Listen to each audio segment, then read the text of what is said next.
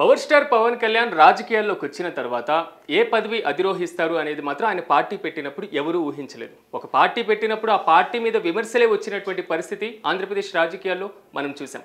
ఈ నేపథ్యంలో అనూహ్యంగా ఆయన తీసుకున్నటువంటి వ్యూహాలు, ఆయన పన్నుతున్నటువంటి ఏదైతే రాజకీయ కార్యక్రమాలు ఉన్నాయో అవి ఒక దాటి వరకు వచ్చేసి రీసెంట్ ఎలక్షన్ తర్వాత డిప్యూటీ సీఎం అవ్వడం జరిగింది. కొన్ని రోజుల్లో అంటే రేపటితో ఓజీ సినిమాతో సినీ ప్రేక్షకుల ముందుకు కూడా ఆయన రాబోతున్నారు.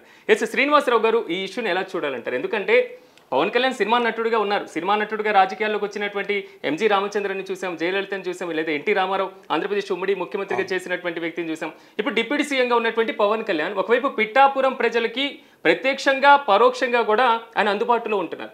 సో పవన్ కళ్యాణ్ రాజకీయ వ్యూహం ఏంటి? అంటే పవన్ కళ్యాణ్ గారు మొదటి నుంచి కూడా సేవాభావంతో రాజకీయాల్లోకి వచ్చారు.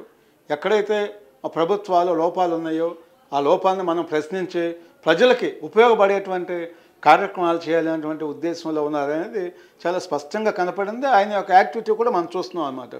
ఆయన ఫారెస్ట్ డిపార్ట్మెంట్ మంత్రి పదవి తీసుకున్నాక, అదేవిధంగా మన పంచాయతీరాజ్ తీసుకున్న తర్వాత అనేక సంస్కరణలు తీసుకురావటం, మరి దేశంలో ఆ శాఖకి ఒక ప్రత్యేకమైనటువంటి గుర్తింపు తీసుకురావటం కూడా మనం చూసాం అన్నమాట. అయితే రాజకీయంగా అనేసరికి అనేక వ్యూహాలు, అనేక ఎత్తులు పై ఎత్తులు కూడా వేయాల్సినటువంటి అవకాశం ఉంది. ఎందుకంటే ఆంధ్రప్రదేశ్లో పవన్ కళ్యాణ్ ఒక మహాశక్తిగా ఎదగాలంటే పార్టీని కూడా గ్రౌండ్ స్థాయిలో, మండల స్థాయిలో పార్టీని బలోపేతం చేయాలి. చేసినప్పుడు పార్టీ నాయకత్వం కూడా పెరగాలి. పెరిగినప్పుడు మాత్రమే మరి ముందు ఒక మంచి అవకాశాలు ఉండి ఒక ఉన్నతమైనటువంటి నాయకుడిగా అయ్యేటువంటి అవకాశం ఉంది. అంటే మొన్న వచ్చినటువంటి గెలుపు ఒక రకం, రేపు రాబోయే రోజుల్లో పార్టీని సమర్థవంతంగా పటిష్టం చేసుకున్నప్పుడు మాత్రమే పార్టీ క్యాడర్ పెరుగుతుంది. ఎప్పుడైతే పార్టీ క్యాడర్ పెరుగుతుందో అసెంబ్లీలో కూడా మీ సంఖ్య పెరుగుతుంది. అంటే ఒక ఈక్వల్, అంటే టీడీపీకి ఒక ఈక్వల్ స్టేజ్కి ఎదగాలి అని అంటే డెఫినెట్గా మరి ఒక ఆర్గనైజేషన్ పరంగా పటిష్టమైనటువంటి నాయకత్వాన్ని కూడా తయారు చేసుకోవాలి. ప్రతి జిల్లాకి ఒక 20 మందినో 30 మందినో ఒక ఎమ్మెల్యే స్థాయి వ్యక్తుల్ని మనం తయారు చేసుకున్నప్పుడు మాత్రమే రేపు భవిష్యత్ ఎన్నికల్లో ఒక మంచి ఫిగర్తో పోటీ చేయడానికి అవకాశం ఉంటుంది కూటమిలో.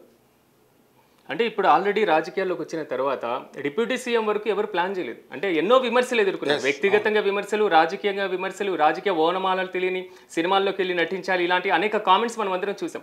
కానీ ఒక్కసారిగా గెలుపు తర్వాత వ్యూహం డిప్యూటీ సీఎం అవ్వడం, దాని తర్వాత ఒకవైపు పిఠాపురంలో మనం చూసుకున్నట్లయితే ప్రజలకు ఎప్పుడప్పుడు పండుగల సమయంలో కూడా అందుబాటులో ఉంటున్నారు. సో రెండింటిని బ్యాలెన్స్ చేస్తున్నారు ప్రజెంట్. సో ఇదే పరంపర కొనసాగుతుందంటారా? ఎందుకంటే విపక్షాల నుంచి విమర్శలు కూడా వస్తున్నటువంటి నేపథ్యంలో ఎన్ని విమర్శలు వచ్చినా పవన్ కళ్యాణ్ గారు ప్రజాసేవ చేయాలనేటువంటిది ఒక దృఢ నిశ్చయంతో ఉన్నారు. దాంట్లో ఎక్కడ ఏ విధమైన డౌట్ లేదు. అయితే పవన్ కళ్యాణ్ గారు తీసుకునేటువంటి స్టెప్స్ కింది స్థాయి కార్యకర్తలకు వెళ్ళాలని అంటే పార్టీ యంత్రాంగంలో ఏవైతే కొన్ని లోపాలు ఉన్నాయో వాటిని డెఫినెట్గా సరి చేసుకోవాలి. అంతేకాకుండా మరి ఆయన ఒక స్టైల్ నుంచి రాజకీయాల్లోకి వచ్చారు, సినిమా స్టైల్ నుంచి. ఇవాళ రాజకీయాల్లో మనం చూస్తున్నాం, ముఖ్యంగా ఆంధ్రప్రదేశ్ రాజకీయాల్లో ఏ విధమైనటువంటి స్వార్థపరులు ఏ విధంగా మనల్ని డ్యామేజ్ చేస్తారో, ఏ విధంగా చేస్తారో చూస్తున్నాం. ఇటీవల కొన్ని ఆర్గనైజేషన్స్ కూడా భారతదేశంలో అత్యంత నిజాయితీ పడినటువంటి నాయకుడు ఎవరున్నారంటే పవన్ కళ్యాణ్ గారు ఉన్నారు. మరి కోట్లాది రూపాయలు మరి పేద ప్రజలకు కానీ అక్కడ ఉన్నటువంటి, అంటే పార్టీ కార్యకర్తలనే కాదు, రైతులనే కాదు, అనేక సందర్భాల్లో, అదేవిధంగా మనకి ఆర్మీ సైన్యానికి కూడా మరి వెల్ఫేర్ బోర్డుకు కూడా మరి కోట్లాది రూపాయలు ఇవ్వడం జరిగింది. అంటే ప్రజా సమస్యల పట్ల, ప్రజల పట్ల, దేశం పట్ల మమకారం ఉన్నటువంటి నిజమైనటువంటి దేశభక్తుడు పవన్ కళ్యాణ్ మనం చెప్పుకోవచ్చు. చాలా రాజకీయాల్లో నాయకుల్లో ఉన్నటువంటి వ్యక్తుల్లో చాలా అరుదుగా ఉండేటువంటి వ్యక్తుల్లో పవన్ కళ్యాణ్ ఉంటాడు. అయితే రాజకీయంగా మనం పికప్ అవ్వాలంటే డెఫినెట్గా రాజకీయపరమైనటువంటి పొలిటికల్ యాక్టివిటీస్ కూడా కొన్ని తీసుకోవాలి. అది తీసుకున్నప్పుడు ఇంకా మరింత ముందుకు వెళ్ళడానికి అవకాశం ఉంటుంది.